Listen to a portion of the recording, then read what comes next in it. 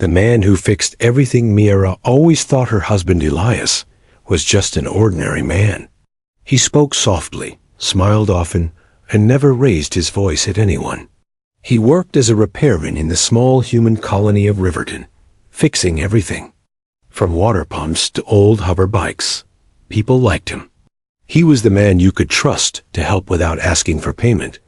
But there was something strange about him, something Mira could never explain. When Elias fixed something, it didn't just work, it worked better than before. A farmer's broken harvester would suddenly produce twice the crop yield. A sick child would recover the day after Elias repaired their home's air filters. Even the oldest machines in the colony seemed to hum like new once he touched them. Myra would sometimes joke, "You have magic hands." Elias would just smile and say, "No magic, just patience." One warm evening, the colony's main generator failed. It powered the street lights, homes, and defense scanners.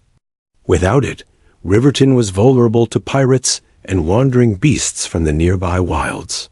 The maintenance crew worked for hours, but couldn't fix it. By nightfall, the colony was wrapped in darkness. Children cried in their beds. The air was too still, too quiet. Myra found Elias standing in the street, looking at the darkened generator building. "You're thinking about fixing it, aren't you?" she asked. "They'll try till morning," Elias replied, "but they won't find the problem." "How do you know?" He didn't answer. Instead, he walked toward the building. Inside, the smell of burned circuits filled the air. The crew. Chief shook his head.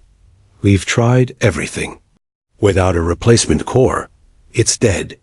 Elias crouched beside the machine, his hands brushing over its metal surface. Myra noticed something, the faint way his fingers lingered, like he could feel the machine's pain. "Everyone step back," Elias said calmly. The crew looked at him like he was mad. But Myra knew that tone. It was the same one he used when he was certain about something. They stepped aside. Elias placed both hands on the generator. For a moment, nothing happened. Then Myra saw a faint shimmer under his skin, like tiny sparks. Dancing in his veins, the generator gave a low groan, then roared to life. Lights across the colony blinked on, one after another. The scanners restarted. Power surged through every home. People cheered. The crew clapped him on the back. But Elias only gave a small smile and walked out into the night. Myra followed him home. "That wasn't normal," she said once they were inside. "Just lucky timing," he said, but Myra wasn't convinced.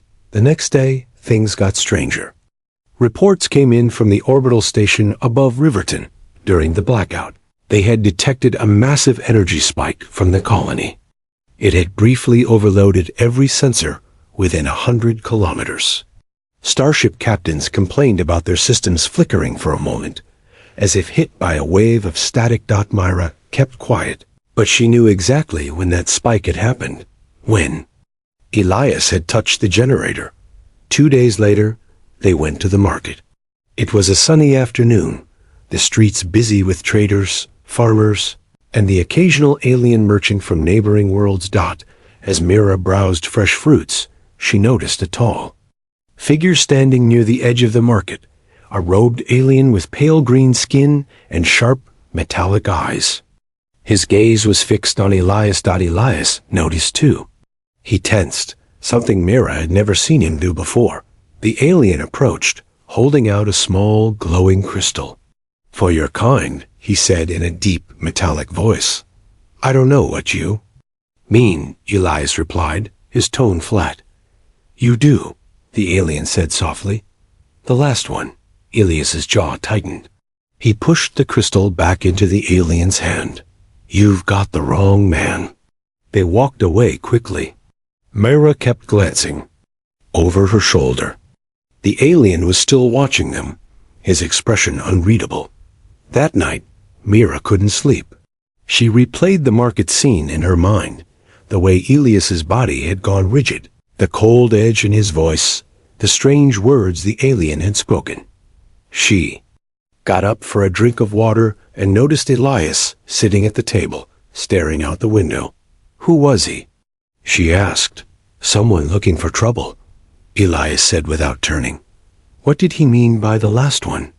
Elias finally looked at her. "It's nothing for you to worry about." But before Myra could press him further, the colony's long-range scanners gave a soft chime one that meant an unknown ship had entered orbit. Myra's stomach tightened. "Is it pirates?" Elias's eyes stayed on the dark sky. "No," he said quietly. "It's worse." Outside, the night felt heavier, as if the stars themselves were holding their breath. Asterisk the stranger in the market. Unknown ship in orbit did not move for the rest of the night. It hung above Riverton like a silent shadow. No signals, no lights, just their dot by morning. The markets were open again, but the air felt tense. People spoke in whispers. The colony's patrols kept glancing at the sky. Myra told Elias they should stay home, but he insisted they go. "If we hide, they'll know we're afraid," he said. The market was crowded, but something felt wrong. It wasn't the usual cheerful noise of vendors shouting and customers bargaining. There was an edge like everyone was waiting for. Something to happen. Myra walked between stalls, picking up bread and spices, but she kept scanning the crowd. Then she saw him again, the robed alien from yesterday. This time, he wasn't alone. Two more stood with him, both taller than Elias, with skin like burnished metal and eyes that glowed faintly blue. They weren't browsing. They weren't buying. They were just watching. The alien leader stepped forward. "We meet again," he said in that same deep, metallic voice. Elias didn't flinch. "You're far from your territory." "And yet?" "Here I am," the alien replied. His gaze slid briefly to Myra before returning to Elias. "You could have accepted my gift. It was meant to help you." "I don't want your help," Elias said. The alien tilted his head. "You're still hiding it, even after last night?" Myra's pulse quickened. "Hiding what?" she asked, but Elias didn't answer. The alien's voice dropped lower. "The core signature. It was strong enough to be detected 6 star systems away. Every hunter in the quadrant will come for it." Myra didn't understand most of it, but she understood one thing: the alien was talking about the energy surge from when Elias fixed the generator. Elias stepped closer to the alien, his voice quiet but sharp. "Leave this place. Forget you saw me." A tense silence followed. The other 2 aliens shifted slightly, like they were ready to move at the first sign of trouble.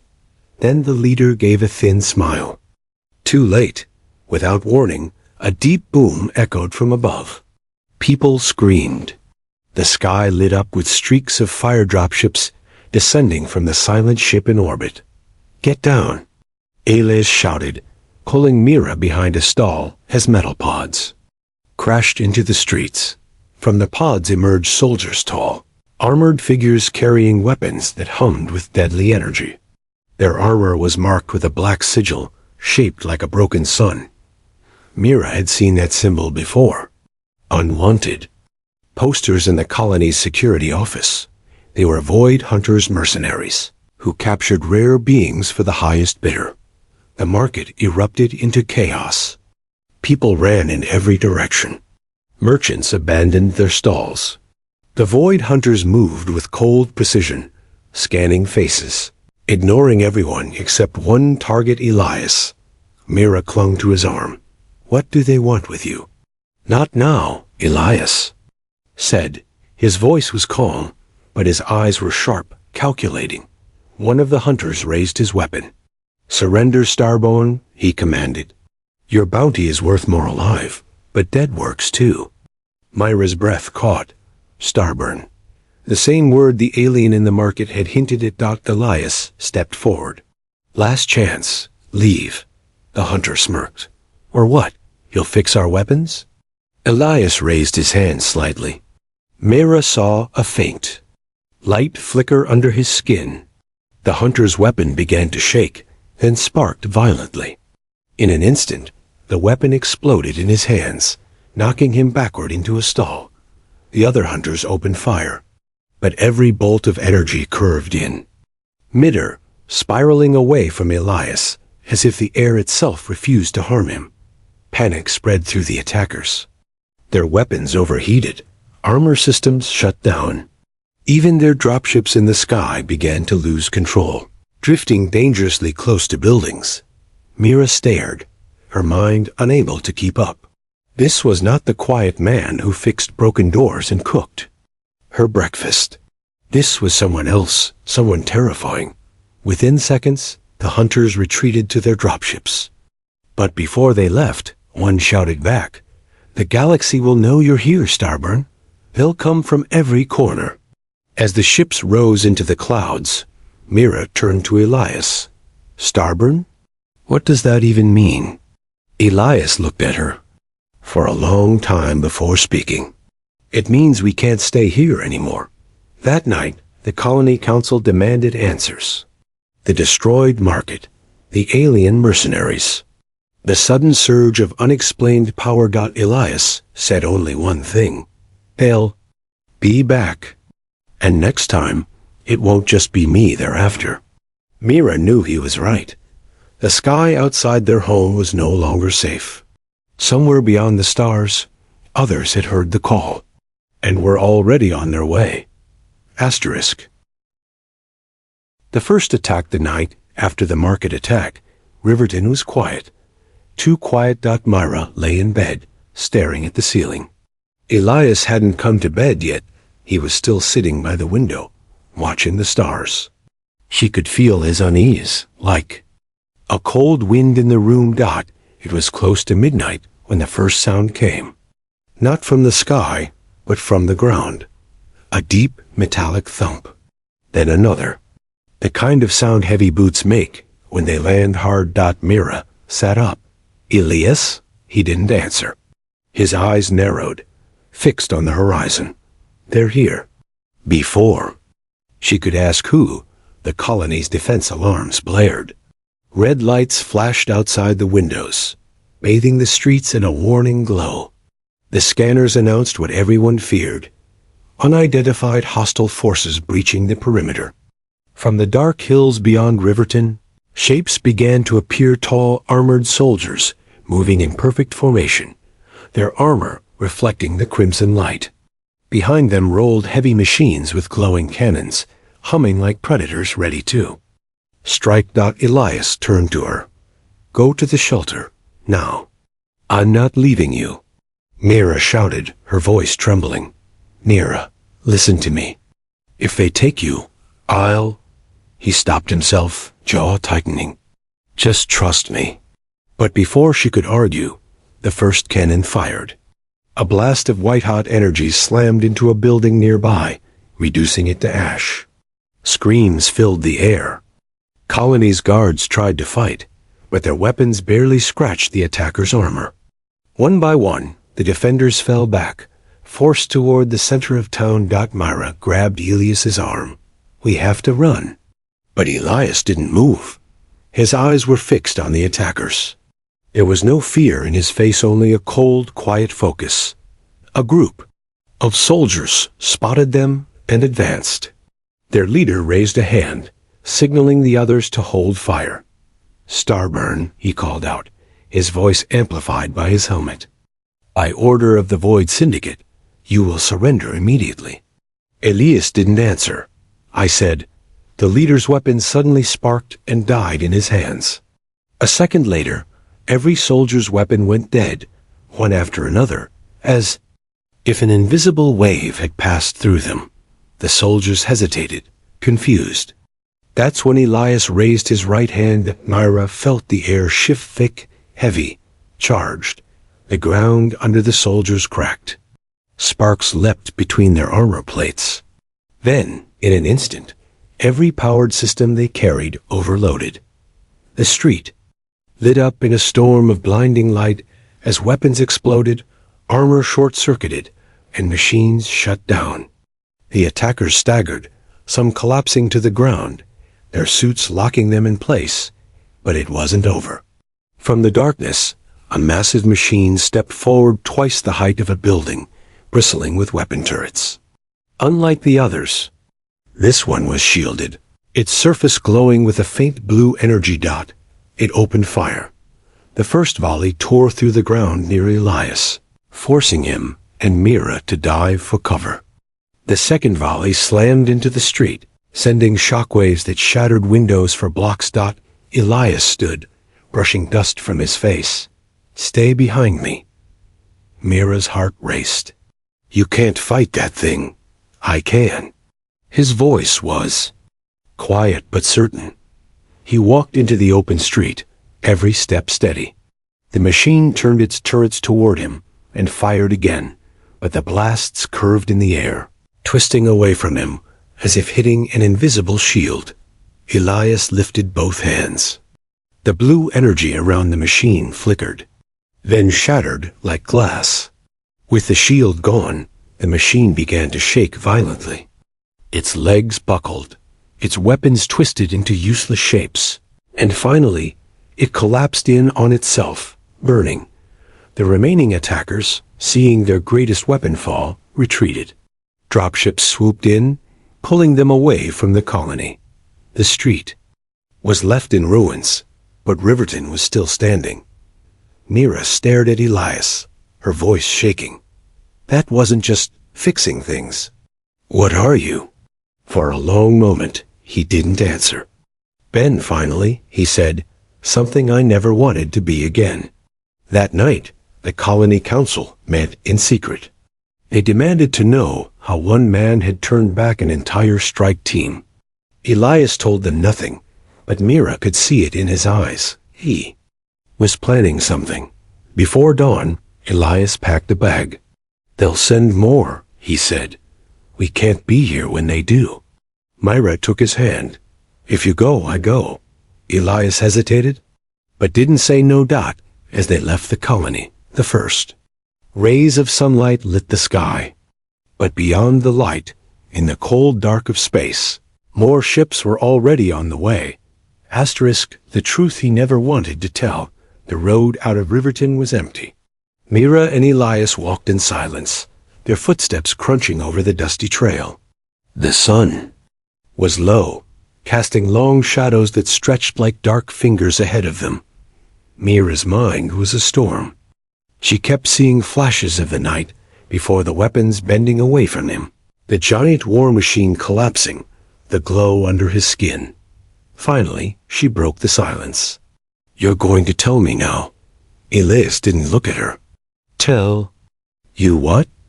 "Don't do that," she said sharply. "Don't pretend you don't know. You've been hiding something from me since the day we met." They stopped beside an old water pump on the side of the road. Elias rested his hand on it, almost out of habit. A faint hum passed through the metal, and the pump sputtered back to life, spilling clean water into the trough. Myra crossed her arms. "You can't just do things like that and expect me not to notice." Elias sighed. His voice was quieter now. "I wanted you to have a simple life, a safe life. If you knew, you'd be part of something dangerous. And I didn't want that for you." "Too late," Myra said. "They already came for you, and I'm still here." Elias looked at her for a long moment, as if deciding whether to trust her with something heavy. "When I was born," he began, "I wasn't like other children. My mother was human. My father wasn't. He was part of a project the galaxy outlawed centuries ago. They called us Starburn." Myra frowned. "That word again. What does it mean?" "It means I can do what machines do and more. I can feel energy like you feel heat. I can bend it, break it, rebuild it. To some, it makes me a miracle. To others, it makes me a weapon." Myra's breath caught. "That's why they're hunting you." Elias nodded. "The Void Syndicate hunts Starborn for profit. There aren't many of us left. The rest, they're dead or taken." She stepped closer. "Why didn't you tell me?" "Because the moment you knew, you'd never be safe again," Elias said, his voice tight. "And now, because of the generator, because of me, the whole galaxy knows where I am." Mira's anger faded into fear, not for herself, but for him. "So what do we do?" Elias looked toward the horizon. "We run, and we stay ahead of them." Before they could take another step, a deep rumble rolled across the sky. Myra's eyes went up and froze. A warship had just dropped out of hyperspace. It wasn't like the hunter ships. This one was massive, black as night, with a shape that looked almost predatory. Its hull shimmered with strange patterns, like moving shadows. Elias's face hardened. "That's not Syndicate. Then who?" "They're worse." The ship's voice boomed from the sky, carried through the air by a translator drone. "Elias Kale, last of the Starborn. You will surrender to the Dominion, or Riverton will burn." Myra's blood went cold. "They're threatening the colony." Elias didn't move. "They know I won't let that happen." In the distance, the colony's alarm began again. People were already fleeing to shelters. The warship's massive cannons rotated toward the settlement. Mira grabbed his arm. "Elias, you can't fight that." His jaw clenched. "I can. But if I do, they'll know exactly how strong I am. And then even more will come," Myra realized. "Yes," Elias said softly. "But if I don't, Riverton dies." A shadow fell over them as a dropship descended from the warship, kicking up dust. The side hatch opened, revealing a squad of Dominion soldiers' sleek black armor, faces hidden behind mirrored visors. They moved like machines, weapons aimed at Elias. The lead soldier stepped forward. "On your knees, Starborn." Elias didn't move. His voice was steady. "If you touch this ground, you won't leave it alive." The soldier gave a small, cold laugh. "We've killed Starborn before." Elias's eyes began to glow faintly. "Not like me." Myra's heart pounded. She knew the fight was coming one. That could tear the colony apart. And somewhere deep down, she also knew this was only the beginning. Asterisk. Power that shook the stars. The Dominion soldiers stepped onto Riverton's soil. The moment their boots touched the ground, the air changed thick, electric, almost humming with tension. Elias stood between them and the colony, his eyes calm. A moment ago, now glowed with a faint silver light. The lead soldier raised his weapon. "Take him alive." They moved too fast for any normal human. But Elias was already in motion. The first soldier's rifle locked up before it could. Fire. The second's visor shattered as if crushed by an invisible hand. Then the warship in the sky fired. A beam of energy brighter than the sun tore through the clouds, aimed straight at Elias. Myra screamed, but Elias didn't move. The beam hit a shimmering wall of light that flared into existence around him, then bent upward, splitting the attack into harmless streams that scattered into the air. Gasps rose from both the colony and the soldiers. No one had ever seen anyone do that. Elias took a step forward. The ground cracked under his foot, sending spiderweb fractures racing through the dirt. His voice was low, almost a growl. "You want to see power?" The air around him pulsed. Lights across the colony flickered. The Dominion soldiers' armor began to hum, then shake violently. Above, the warship's engine sputtered. Its shields flared, and then broke apart like shattered glass. Inside the ship, alarms blared. But Elias wasn't finished. He raised both hands, and the warship, easily the size of a city block, began to tilt. Slowly at first, then faster, until its nose pointed toward the ocean beyond Riverton. The soldiers on the ground fell back, shouting. Into their comms. "He's destabilizing the core. Pull out. Pull out." The warship tried to fire again, but every weapon went dead.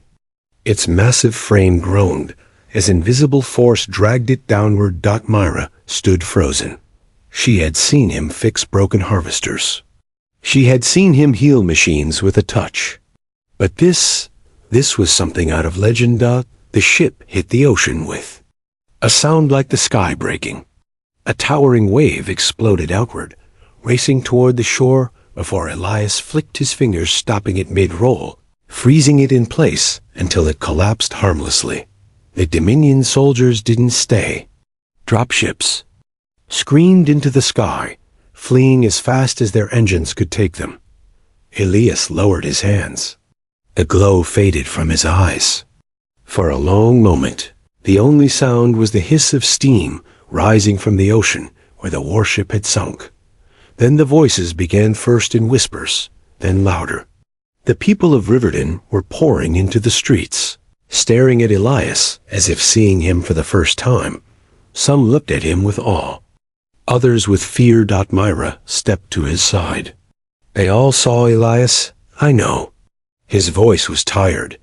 You said if you used your full power, they'd know exactly where to find me. He finished. And now they do. Up in the night sky, small points of light began to appear. Not starships. Dozens, maybe hundreds. Different designs, different factions. All of them drawn here by the same signal, the unmissable surge of power Elias had just released. Myra's stomach dropped. They're coming already. Yes, Elias said quietly. And next time, it won't just be one ship. He turned to her. We leave tonight. We can't risk another fight here. Myra hesitated. Where will we go? Elias's gaze drifted to the stars. Somewhere they won't expect. Somewhere even the Syndicate fears to tread. As they walked back toward their home to prepare, the ground beneath Riverton was still wet from the ocean's fury. People kept their distance from Elias, not because they hated him, but because they knew what his presence meant now. He wasn't just their neighbor, a man who fixed broken things. He was something much larger. Something the galaxy would kill. To control. That night, as Mira stood by the window, she saw the glow of ships entering orbit, too many to count. And in that moment, she understood that leaving wasn't just about survival anymore.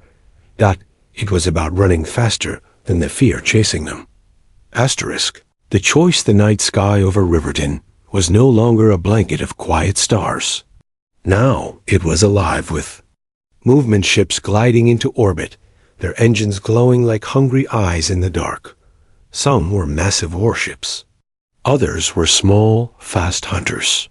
And every single one of them was here for the same reason. For Elias. Inside their small home. Mira packed quickly, her hands shaking. How many do you think there are?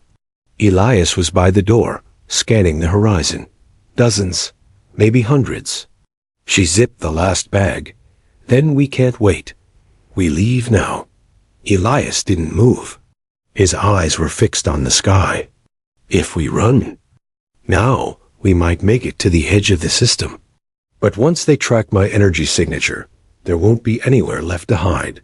Mira froze. Then what are you saying? That we stay here? That we just wait for them to come? Elias turned to face her. I'm saying I have two choices. I can keep running, and they'll keep following me, risking every world I pass through. Or, he hesitated, or I end this now. Myra's heart pounded. End this? You mean, fight all of them? If I go to them before they reach. Maybe, he said, his voice calm, almost too calm. I can take out enough ships, cripple enough fleets, to make the rest think twice. That's suicide, Myra whispered. For a moment, the only sound was the low hum of the power. Cells charging in the distance. Outside, the colony was silent, most people hiding in shelters, praying the ships wouldn't attack. Mira stepped closer. Elias, you told me you didn't want to be this person anymore. You told me you wanted a simple life. I do, he said, his voice cracking for the first time. But sometimes, a simple life has to be bought with something. Terrible. She took his hand. And if you die out there? Then what's left for me? He looked at her for a long moment, then said, Then you live, far away from this, and you forget me. Myra's grip tightened. I will never forget you. And I'm not letting you go alone. Elias shook his head. Where I'm going, you can't follow. Try me. Before he could argue again, the air outside shimmered. A long, dark ship broke through the atmosphere, descending low over Riverton. It wasn't firing, but it was broadcasting a message. Its voice deep and cold. Starburn, your time is over. Surrender now, or watch this world burn. Mira's breath caught. They're forcing your hand. Elias's jaw clenched. Then I'll give them my answer. He stepped outside, walking to the center of the street.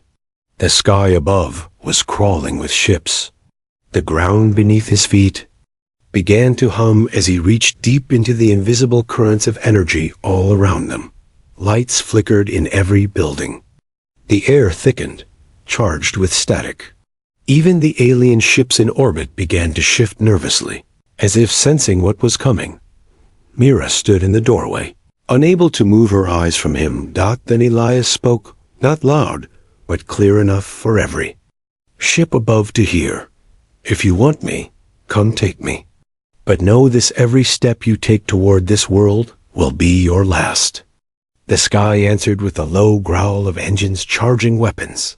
And then, without another word, Elias's body flared with light blinding. Silver-white light that stretched up into the sky like a beacon. Mira shielded her eyes, but she could still feel it, the raw, unstoppable force pouring from him, pulsing in waves that rattled the very air. One by one, the nearest ship's engines went dead. Then their shields failed. Then their weapon systems collapsed. In less than a minute, 10 ships were drifting powerless in the void, but more were coming. Dozens more. Elias turned back to Myra, his face calm but his eyes burning.